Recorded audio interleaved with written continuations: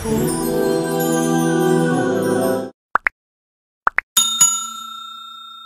شما از زردی دندان خود و سیاهی دندان خود شرم دارید؟ غمگین نباشید. طبابت این دندان های خنک گرفته و اینچنین سفید کردن دندان ها، اینچنین راست کردن دندان های کج شده، دکتری دندان در فدراسیای روسیه شهر مسکو در رقم های روی اکران بوده در تماس باشید.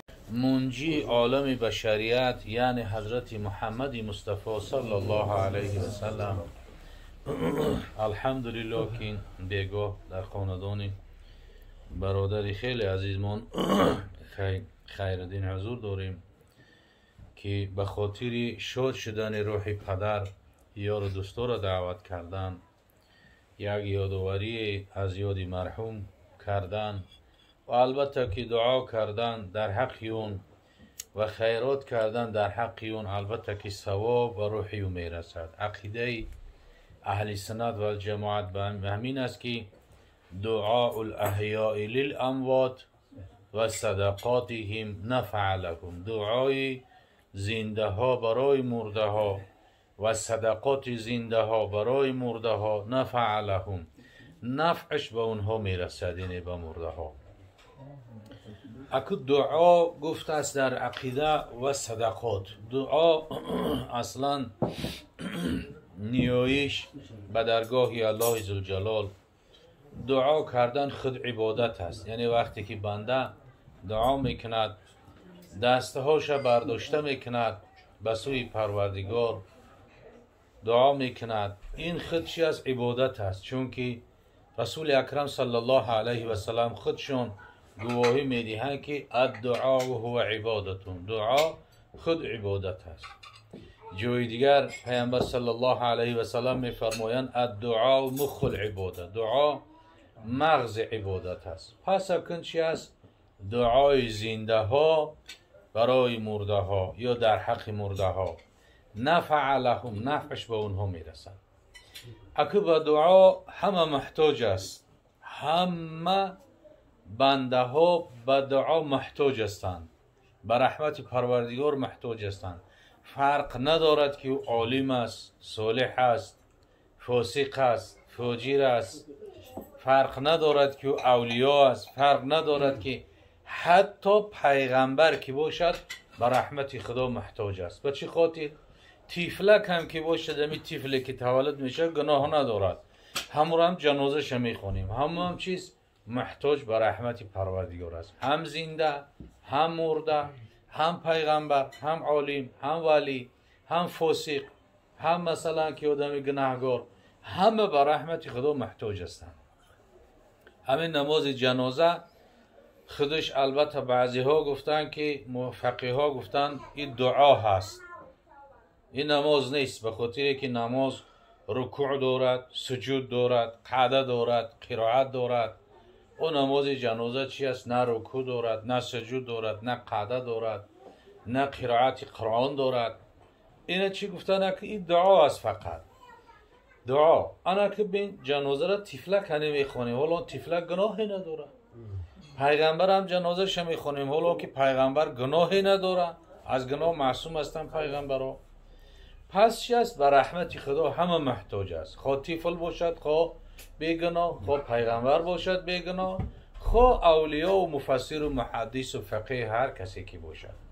پس چی است؟ دعای زنده ها برای مرده ها نفع لهم، فایدهش به اونها میرسد. این دعا. دیگه و صدقاتهم، صدقه زنده ها هم برای مرده ها نفعش میرسد. که در صحیح مسلم آمده است که رسول اکرم صلی الله علیه و سلم، حدیث چند طریق آمده است. بعضی گفتن مردی آمد برای پیامبر صلی الله علیه و سلم پرسید برای صدقات، پیامبر رخصتش داد. در دیگر حدیث باز میگه حضرت سعد آمد به نزد رسول اکرم صلی الله علیه و سلم و فرمود که رسول الله، گفت مادرم به مرگ ناگهانی افتولیتت امه، مادرم به مرگ ناگهانی گذشت، اگر به شرطی که دریابش میکردم سخن میکرد چیزی و من میگفت آیا در حقی و صدقاتی کنم خرسند میشود روحی او؟ پیغمبر امرش کرد به چاه کندن. البته که آب در جا که قیمت است کم هست، امرش کرد به چاه و چاه کند. آب یا چاه هر کسی که میبرد به پول تقسیم میکرد، میگو هازال اوم سعد، یعنی پولش نمیگرفت، میگو در حق مادر سعد دعا کنید. انا چی است؟ صدقه برای مرده ها، دعا برای مرده ها. عقیده ایست اهل سنت هم است که نفع لهم، فایدهش به اونها میرسد. پس اکنون یاد کردن روح پدر، یاد کردن روح مادر، البته که هم به دعا است، هم به مثلا انواع صدقات است. این فایدهش به روح پدر و مادر میرسد. الله ذوالجلال در سوره مبارکه اسراء آیه مبارکه 24، 23 و 24 و 25 مخصوص در باب احترام پدر و مادر بیان میکند که آیه کریمه است: استعذ بالله و قضى ربك الا تعبدوا الا اياه و بالوالدین احسانا.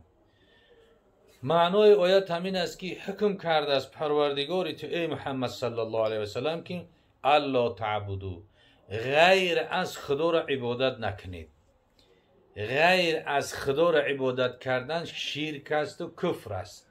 کسی غیر از خدا را عبادت میکنه نعوذ بالله کافر میشود، از دین بیدین میشود.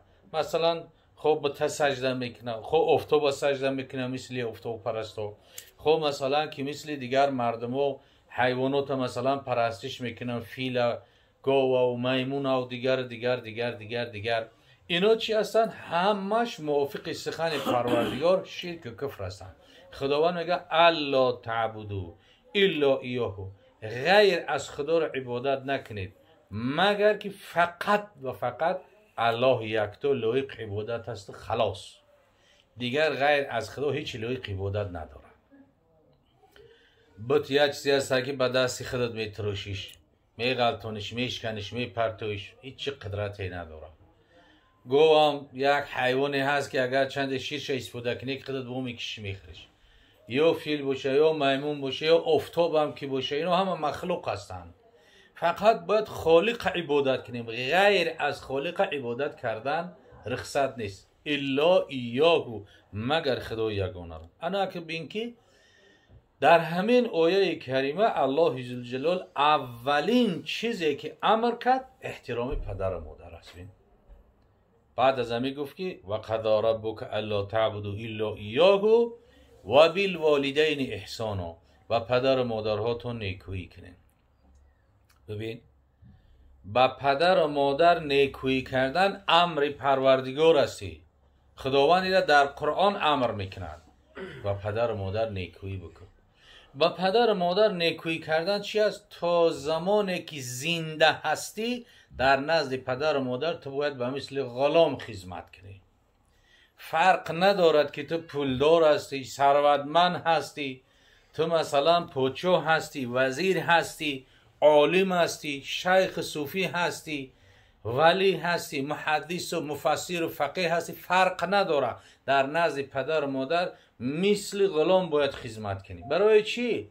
الله ذوالجلال خودش فرموده است که بعد از عبادت خودش یکم چیزی که و بالوالدین احسانا، با پدر و مادرتون نیکویی کنین.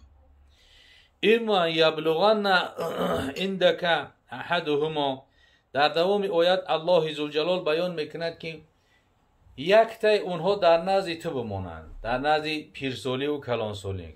احدهما او کلاهما، یک تاش بماند پدر یا مادر، یا کلاهما، یا که هر دش زنده باشن. اگر در حالت پیرسالی، در حالتی که مسافر شدن کم پیشن، وقت حالت خدمت همون وقت است، باید که خدمت کنیم.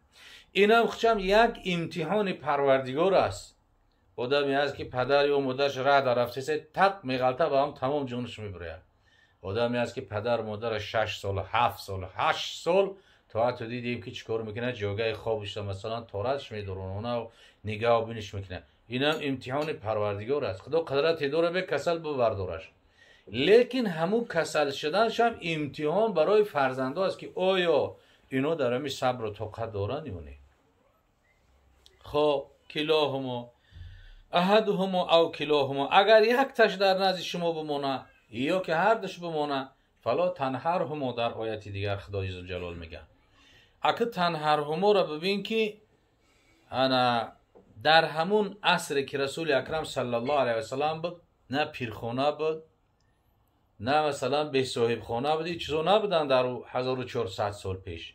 معجزه قرآن ببین که 1400 سال اگه گذشت، 1400 سال پس انا که در زمان ما مثلا که این اگه برآمده از پیرخانه برآمده از درجه به صاحب خانه برآمده است. ببین الله ذوالجلال چی گفت که ولا تنهرهما، ورا چیکار که نهر نکن، ورا دور نکن، ورا از نزد خودت بیرون شو نکن. و بالوالدین احسانا اما یبلغن عندك الکبر احدهما او کلاهما، یک تاش در نزد تو باشه یا که هر دوش باشه. فلا تقل لهما اف ولا تنهرهما، در نزد اونها چی است؟ در خدمتشون اف نگو. ولا تنهرهما، اونها رو نهر نکن. اگه اف نگفتن به چی خاطر است؟ خداوند جل جلاله ببین امر کرد و نیک، بعد نیکویی که میگه اف نگو. ولا تقل لهما اف، در خدمتشون اف نگو. اوف اگه چی است؟ اوف همگی دو حرف است، الف و ف، یا که مثلا حرفی با کریلی باشه او، حرفی ف. اوف معنای خسته شدن، مانده شدن. آدمی هست که مثلا عصبش چی است که ناآرام میشه و خسته میشه، مانده میشه، بعد میگه اوف. الله ذوالجلال تاکید چه ببین که در خدمت پدر و مادرت اوف نگو. در خدمت پدر و مادرت مثل پوف نگو، توف نگو. در حالتی که پدر و مادر پیر میشود دیگر چی از خودش داشته نمیتونه، باول قاید میکنه، یا در جوگش میبری میشوی، تازه میکنی، پاک میکنی، موهای اضافی بدنش پاک میکنی، تازه میکنی. اگر در همین خدمت کردن یک بار اوف بگوی، همه طاعتی بودتت برباد میرود. اینا که در اینجا جوانا زیاد هستن، جوانا بدونن نه که سال رفته دیگه پدر و مادرشون رفته که تمام دیگه خدمت گذاشته که کارو باشون. جوانی را گوش کنه که این سخن پروردگار است که در همه حالت خدمت الله ذوالجلال میگه فقط ده حرف اوف، همین اوف نگو، میگه اوف نگو. خو مثلا که باول میکنه، خو غوید میکنه، خو نجاست میکنه، خو مثلا که یگون کار دیگر میکنه، یا شاید که در حالت پیری هست بعضی از اونهایی که از عقل بیگانه میشوند، دیگر خوردن و مثلا دیگر چیز سرفران میروند، آبی دهنش میروند، آبی بینیش میره. در همین حالت تازهش میکنی، پاکش میکنی و به چهره که شد به خنده. ببین فلا تقل لهما اوف، در همون خدمتتون الله ذوالجلال میگه اوف نگو. ولا تنهرهما، نهرشون نکن. اگه پیرخانه و به صاحب خانه در اون زمانه نبود تماما، اما آیت قرآن ببین که 14 عصر پیش همین خبر دادگیه.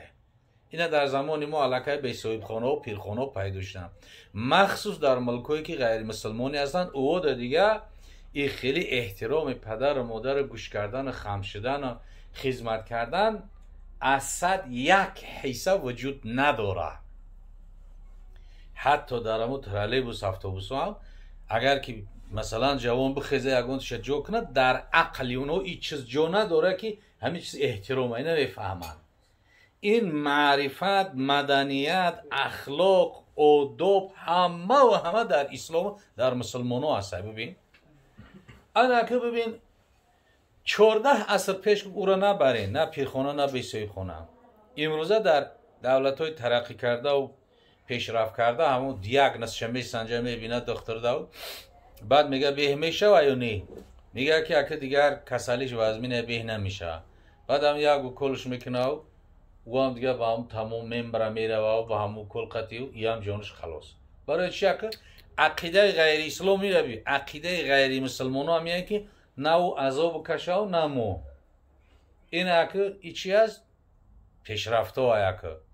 لیکن در اسلام الله ذوالجلال میگه تا زمانی که نفس میکشد تو در خدمتش مثل غلام واری در خدمتش باش، پاکش که، تازهش که، خدمتش که، و چهره کشاد. انمی چی هسته که خدمت پدر و مادر خودش علاقه هم که اجر ثوابی داره که دیگر امر پروردگار است. و بالوالدین احسانا.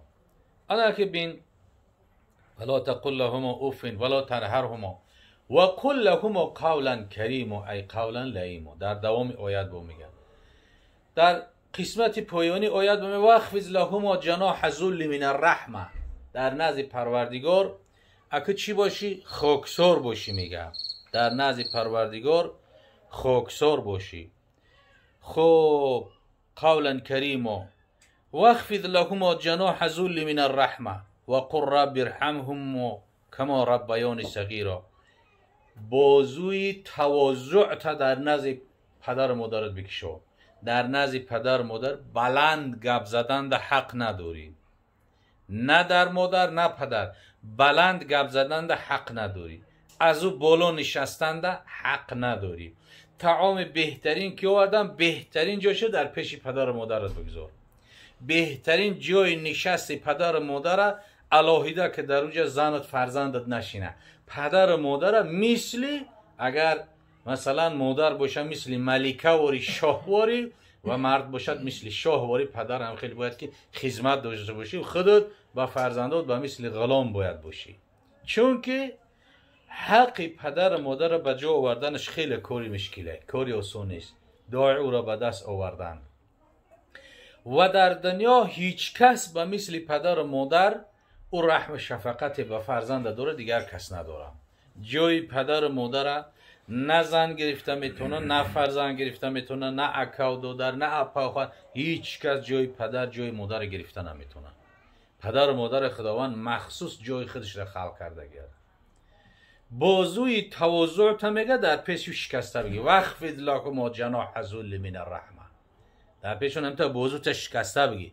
ایتا با کیبر و تفاخر کتی فوق تا بلند نگی، بلند گب نزد، صدا تا بلند نکن، پرخوش نگو، سخنی درش نگو. فقط چیست با تواضع پدر جان مادر جان گفته به همیتا خدمت قتی. بعد چی هست که در دوامش الله عزوجلال میگه و قل رب ارحمهما کما ربیانی صغیرا. در حق پدر و مادرتان دعا کنید که پروردگارا رحمت کن بر پدر و مادر من، رحمت شون که از رحمتت به یا نصیب بگردان، همچنان که مرا در خردی یا چکار کردن؟ ربیانی صغیرا، تربیت کردن در خردسالی. اگه در خردسالی ببینیم، در خردسالی همه بچه هک باشه دخترک باشه، همه یکی کیبر میکنه به پدر یا مادر، یک بار اندیشه کنه که در حالتی خوردی باول میکنه، غایت میکنه، مثلا نجاست میکنه. ببین همون را مادر چی است؟ به دستش قطعی میشوه، پاک میکنه، توزه میکنه، خشرو میکنه، خشبو میکنه، در لطه مثلا که خاک خشرو میپیچونه در جگرش میگیره و از چی است که پیستان و شیرش میته. اگر کسی دیگر باشه یک توف میکنه و میگیره میپرتش. در گجا پدر و مادر میکن، یا در نزد پدرم باشه یا در نزد مادرم باشه، همچنان که در خوردی تر خدمت کردن، پاک کردن، توزه کردن، تربیت کردن، این چنین هم اونا که در کلانسالی رسیدن تو هم مثل اونها خدمت بکن. ببین قانون اسلام چی میگه؟ تو زمانی که زنده هست و نفس میکشه تو در خدمتش مثل غلام واری در پیش در خدمتش باشی.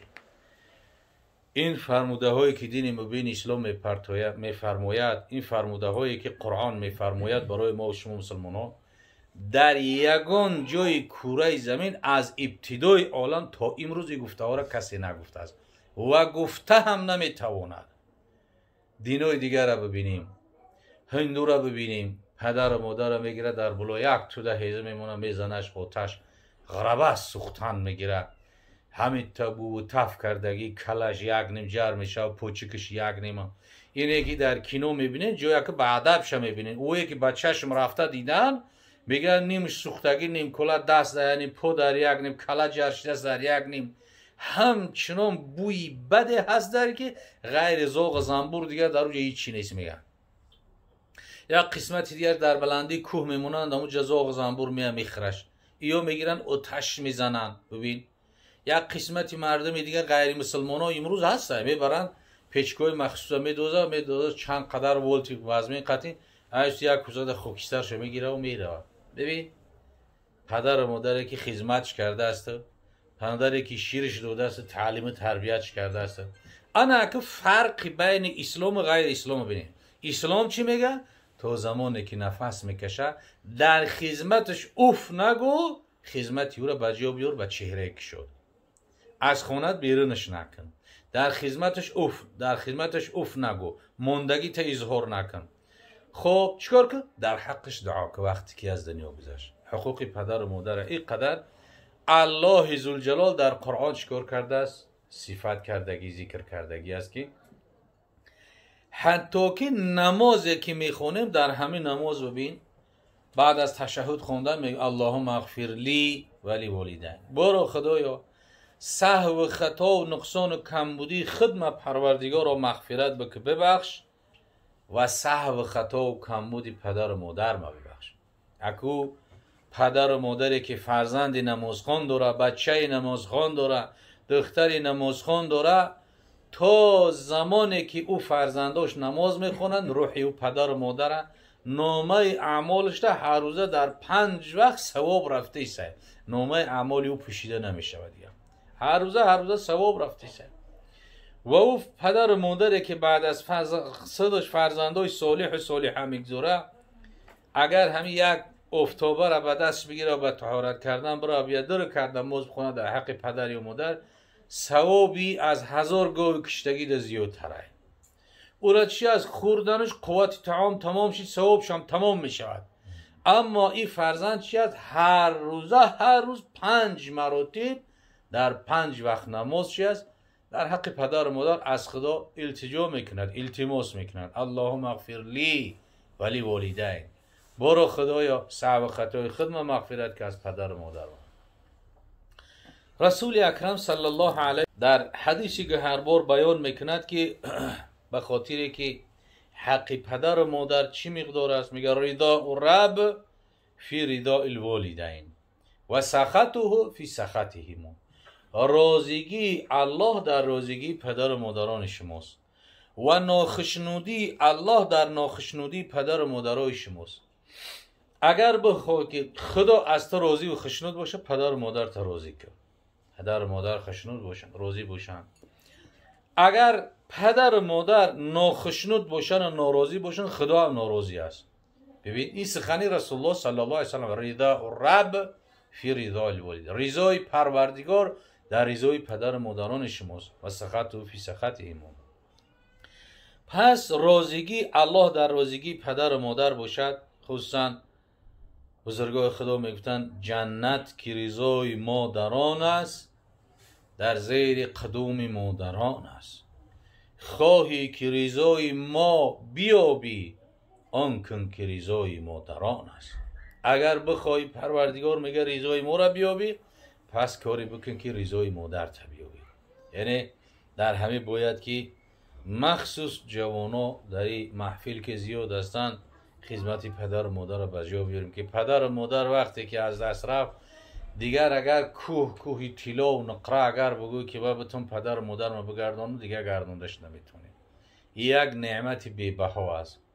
جنت و دوزخ چی هست که در همون حالتی هست که پدر و مادر تا که راضی کردی گویا در جنت تا کشوده کردی. پدر و مادر را که ناخشنود کردی و غضب او را دائم آوردی، همین عاق شدن به معنای نیست که پدر یا مادر بگه که فلانی بچم عاق کردم. گفته نه، همین دلش که رنجید الکه خودش حسابی که عاق شدگی است، قطع شدگی است.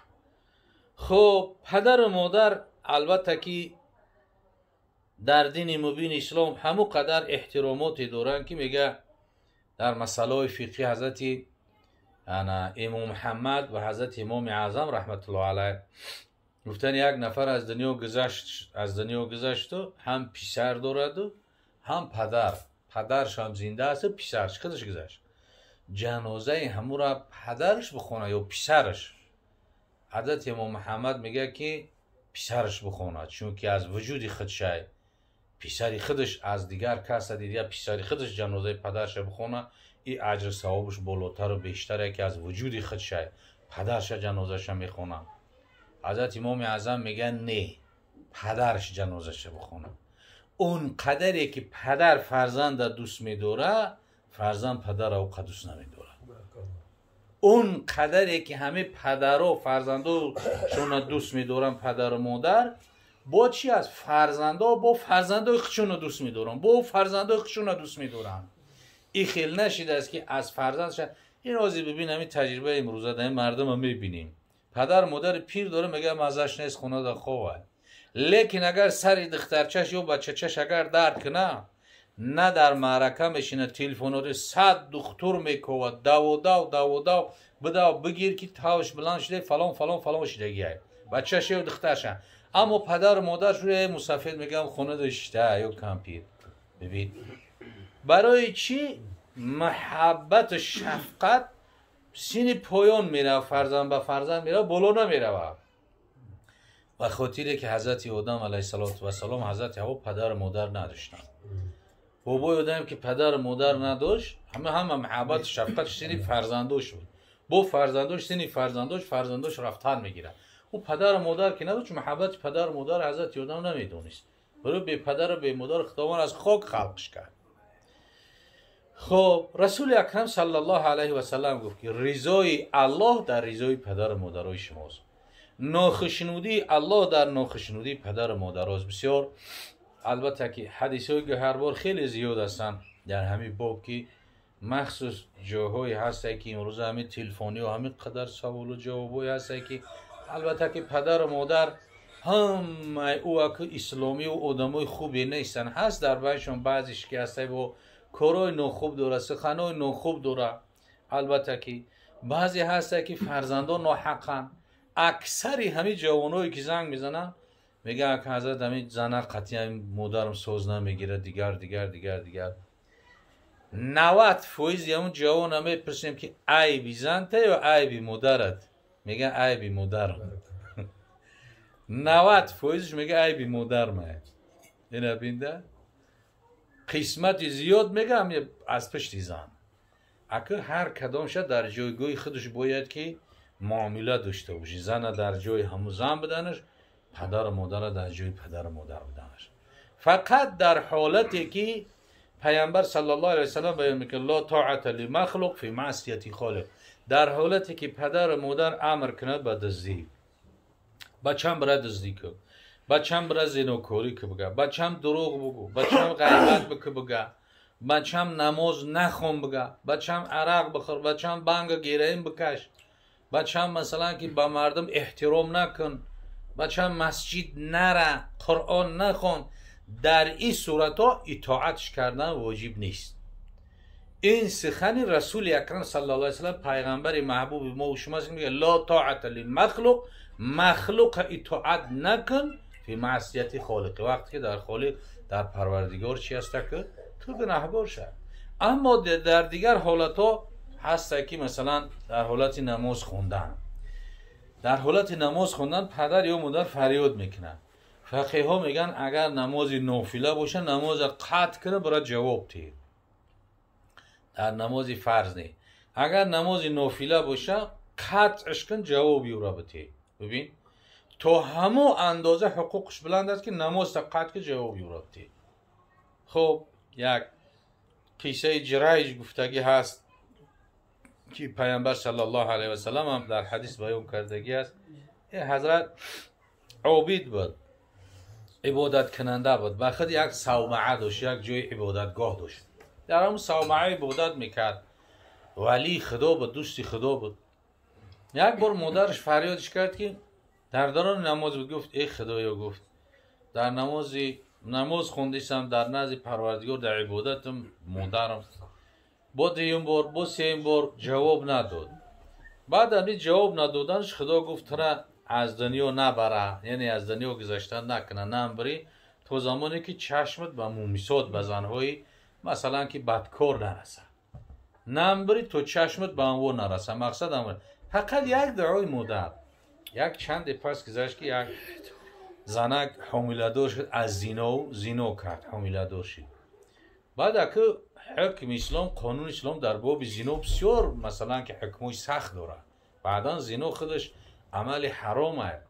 اگر همه گناه خداوند در قرآن بگن نکنین، ننوشین، نخرین، نکنین، همین طبقه اگر زنا را میگه ولا تقربوا زنا، ولا تزنوا، نگو خدا نگو که زنا نکنین، خدا گو به زنا قریب نشین. حتی قریب شدنش خدا چیکار کرد؟ منع کرد. قریب شدنش حرامه. قریب شدن چیه؟ و زن بیگناه و نامحرم به دست لیش سلام کردن و در آغوش گرفتن و بر نشستن، خندیدن، صحبت کردن، لغلق کردن زن یک جوان مرد دیگره، این چی است که حرام است. همه در کره زمین هر کجا که یک مسلمان باشه اگر 10 گرم ایمان داشته باشه او غیرت داره. او نمیخواد که زنش یک مرد دیگه خطی بعد اصلیش سلام کنه و بر بشینه و بخنده و بازی کنه و نغمه کنه. این چی است؟ این خیلی آدم وقتی که شوش ببینه و با همین راضی باشه، ایره چی میگن در اسلام؟ دیوس میگن. دیوس کیه؟ الدیوس لا یدخل الجنه ولو کان معه الصلاة والسلام. دیوس داخل جنت نمیشود اگر چند که تمام نماز و روزه و دنیا را بکنه، همه نماز را بخونه، روزه را داشته باشه، داخل جنت نمیشود. پیامبر گفت. بعد پیامبر گفتن که کی از دیوس یا رسول الله؟ گفت من لا یغار علی اهلی، کسی که غیرت بر اهلش نداره، کسی که غیرت نداره که از بدکاری همسرش نگه داره، دخترش نگه داره، خواهرش نگه داره، مادرش نگه داره، این بی غیرت گفتگی ده، حمایه کردن نمیتونه، او را تعلیم تربیت کردن نمیتونه، هم را میگن چی از دیوس، داخل جنت نمیشود. خب بعدن حکم زنا گفتیم وزمین است. پیامبر میگه که عمر الظانی قصیر و هو عند الله حقیر. عمر زیناکار کوتاه، یگان زیناکار عمر دراز دیدگی نیست، همش جوان و مرگ میبره. عمر زیناکار پیغمبر میگه کوتاه، عمر دراز نمیبینه. و هو عند الله حقیر، در نزد خدا بسیار حقیر است، ناچیز است به ارزشش زیناکار.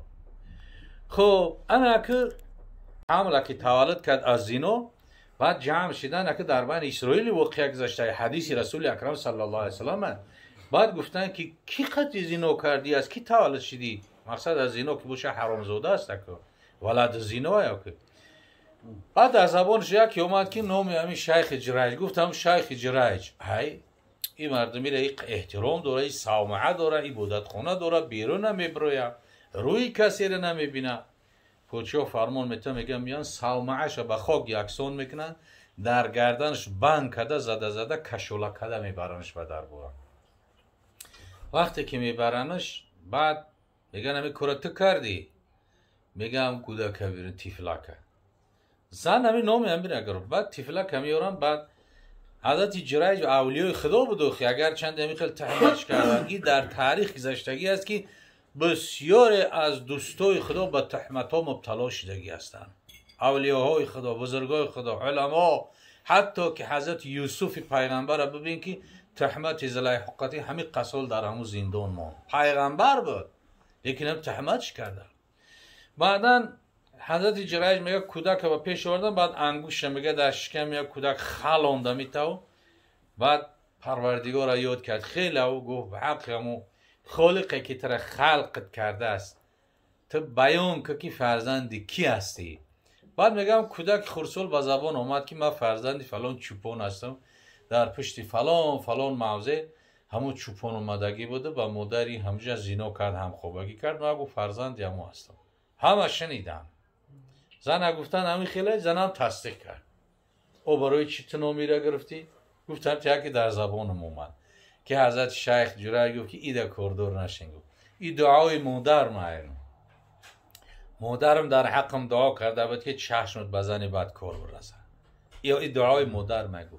بعدا بخشیش پرسیدن گفتن میخوای که همون صومعه تر جای بودد؟ گفتن از طلا و نقره کنیم زارند. نه گفت از همین لای اندوه میخوام هم تا بینوش کنین برام به همون جوی خودم. از لای اندوه بینوش کردن گشت رفته. از مادرش بخشیش التماس خواست. همین چی بوده که دعای مادر بود. بسیار بلاها و آفت‌هایی هسته که فرزند به همون مبتلا میشه، بی‌برکتی های هسته مبتلا میشه. هم از چی است؟ از وقتی که پدر یا مادر رنجش داشته باشن. در همین باره باید که بسیار ما و شما احتیاط داشته باشیم، پدر و مادر را دوست بداریم، پدر و مادر را احترام کنیم. که پدر و مادر البته که بعد در حالت زندگیش حق داره، بعد از مردنش هم حق داره. بعد از مردن و از دنیا گذشتنش یکی از حقهای پدر و مادر همین است که دوستای پدر و مادر تا باید دوستیش دوام بدی. پیامبر صلی الله علیه و سلم میگه، حدیثی که میگه که احفظ ود ابک، دوستان پدرت را دوستیش نگه بدار. فیطفی الله نورک، اگر دوستای پدرت خطی دوستی نکردی خدا نوری رو تا میگیره. یعنی پدرت با کی دوستی داشت، کی را دوست می داشت، تا هم همون را دوست بدار رفت آمد کرده میگی. مادرت کدام زن دوست می داشت رفت و داشت، تا هم دوستی را دوام بتی رفت آمد کرده میگی. این امر رسول الله صلی الله علیه و سلم. دیگر در حقشون دعای نیک کردن، دعای نیک در حقشون بکنیم، یادآوریشون کنیم. و دیگر که از حال ما و شما اونا در اکثر روایت ها هست که باخبر هستند. کتاب روح هست، کتاب ابن قیم جوزی رحمت الله علیه خدا رحمتش کنه. ابن قیم جوزی در کتاب روح میاره که یک نفر حال سوال میشه که همه ارواحای پدر و مادرای ما مردن رفتن، از ما باخبر هستن از کاری ما اینه؟ و باخبر هستن. واسه مثال از همه کاری برادر خیرالدین روح پدرش باخبر است، سر بلند است، در بین عالم ارواح فخر میکنن که فرزند ما همین خیلی محفلی کرد، یارو دوستای خودش ما را دعوت کرد، در اونجا قال الله قال رسول گفتن، خدا و پیامبر یاد کردن، سخن دین زدن، گپ بیهوده و غیبت نکردن. بعدا چی هست که اونا چی هستن؟ میگه با خبر هستن، خشنود میشوند به عمل صالح فرزند. ابن قیم جوزی در همون کتاب روحش میگه که یک بچه را میگه، یک آدم مادرش از دنیا گذشت، نقل چند بارم کردگی بدیم، مادرش گذشت. بعد از گذشتن مادرش خب هر روز جمعه سحری زیارت قبر میره. یک حدیثی ضعیف ما داریم که حدیثی ضعیفه، دی هر روز در شریعت یکون روز معین نکرده است برای زیارت قبر که برای میشود، لیکن در سحر جمعه برای اگر ثوابش زیادتر است که در همون حدیث ضعیف میگه ثواب یک حج عمره مفت به دست میاریم. میگه هر سحری میرفت زیارت یک هفته در یک روزای جمعه. بعدا از من چی واقعه شد؟ میگه که 2 ماه زیارت قبر مادر نرفت. بعد از 2 ماه میگه مادرش در خوابش در اومد. این بچه که از علم با خبر نبود. بعد میگه مادرش گفت که فرزند عزیز برای چی به قبر ما به زیارت ما دیگر نمیای دعا کنین؟ از آمدن تو هم من خشنود میشدم، هم اهل قبرستان همش خشنود میشدم با آمدن تو برای چی دیگر نمیای؟ بعدی بچه میگه حیران شده. بعد گفت که ای مادر جان، گفت آیا از همه زیارت های رفتن من به نزد قبر که دعا میکنم آیا تو خبردار میشی؟ میفهمی که من زیارت اومدم؟ بعد میگه مادر گفت یک کج دیگه، ای فرزندم، گفت همون کوپری که با بالاش پولی که گذاشته تو میره میای 1000 نفر رفته او داره. 1000 نفر با بالای کوپری میرن میان. همون سحری که تو نیتی زیارت میکنی میای، از همین شلفه آواز پوی تو را از بین 1000 نفر ارواح چکا میکنه؟ حس میکنه و با پیشواز میبروید. روح مادر از بین 1000 نفر از شلفه آواز پود ما میشناسیم و پیشوازت میبرویم. گفت این قدر ما آگاه هستیم از شما. بعد میگه بچه گفت که ای مادر، گفت میلش بر رفتن من تو خشنود میشم دعا میکنم، تو گفتی که اهل قبرستان همه با آمدن تو خرسن میشن. این اهل قبرستان مردای دیگه برای چی خرسن میشن با آمدن من؟ بعد میگم مادر گفت که به خاطر که تو 2 بار دعا میکنی، یک بار دعا میکنی در حق من، با یک بار دیگه دعا میکنی در حق اهل قبرستان. ولی همین عادتی هم مردم کویستان هم تریه که مرده رو میبریم دیدین، هم یک بار تبارک میخونن در حق همون مرده دعا میکنه، با دیگه بار با دعا میکنه در حق اهل هم قبرستان. برای چی؟ اهل همون مؤمن مؤمنات مسلمات همین تا چشم براهن، همین تا امید دارن که یک کس در حقشون دعای نکنن، همین تا بسیار محتاج هستن. چشم برای که کسی بگه رحمت. برای همین میگه بخیل کیه؟ بخیل کسی را گفته میشه که به نزد یک قبرستان میگذره و در حق همون میگه که خدا رحمتشون کنه. همین را بخیل گفته میشه. بخیل امتی ما همیه میگذره و دعا نمیکنه در حق اونو محتاج هستن به هم یک کف دعا. بعد میگه گو به خاطر یکی دو بار دعا میکنی، یا بار در حق یا بار در حق اهل قبرستان، به همین خاطر اهل قبرستان گفت با اومدن تو اونو هم خشنود میشن، من هم خشنود میشم. پس در همون ابن قیم جوزی میگه ببین که اونا چی هستن که از حال ما و شما هم خبر هستن و هر یک نفری که از دنیا گذشته میشه و حضرت میگه همین ارواح نو که میره همه در عالم برزخ ارواح ها جمع میشن، بعد میپرسنش فلانی چی خیل بود در محله، فلانی چی خیل بود، فلانی کسل بود سوز شید، فلانی چی شید، تو همون اندازه میپرسن که میگه فلانی زن گرفت، فلانی شوهر کرد، همین تا میپرسن. بعد میگه کسی را میپرسن که او پیش ای مردگی بود، میگه فلانی چی خیله ای، میگه شما چی خیل نمیدونین که یک ماه پیش یا که مثلا که 1 سال پیش من مرده بود، چی خیل شما نمیدونین او را. بعد همینجا میگه هم رزیق میشون انت بسیار همیتا در اندوه میمونن، میگه نه او خیل که باشه او دیگه جو رفته است. یعنی که وقتی که به ایمان مرده باشه نعوذ بالله خدا پناه بده، او دیگه در عالم برزخ آزاد نیست، نه ارواح ها را میبینه نه از شیگاهی داره. که پیامبر صلی الله علیه و سلم در حدیثی که هر بار میگه القبر روضة من ریاض الجنه او حفرة من حفار نیران، قبر باغی از باغهای جنت میشه برای مسلمانه یا گودال چوه از چوهای دوزخ میشه. پس او یکی نمیدونن، او میگه او دیگه طرف رفته است، یعنی نعوذ بالله به ایمان که مرده باشه دیگه او را نمیبینن. یعنی او هم چی از بو خبر هستن. الحمدلله که در مردم ما و شما همه عادت هست که روح پدر و مادر فرزندو یادآوری میکنن، در حقشون دعا میکنن، در حقشون مثلا که خیرات صدقات میکنن، دعا میکنن، تلاوت میکنن، ان شاء الله که روح پدر و مادر خشنود میشه و شاد میشه و الله ذوالجلال روحی پدری برادرمون اکای خیردین چی نام داشت پدرشون؟ کمالدین خداوند روحش شاد بگردانا، خبرش پر نور بگردانا، از ثواب های نعتها و آیه های کریمه ای که تلاوت شدی امر معروف و نهی منکر را دیگه را به روحانیت رسانده بگردانا. الله ذوالجلال تمام فرزندای مؤمنان و مسلمانان را توفیق هدایت عطا کنه که خدمت پدر و مادر را بجا بیارن و پدر و مادر را هم خداوند توفیق هدایت رحم شفقت در دلشون با اندازه که در حق فرزنداشون دعاهای نیکو بکنن. اللهم اوصلنا الى جمیع مقاصدنا و تب علینا انک انت التواب الرحیم.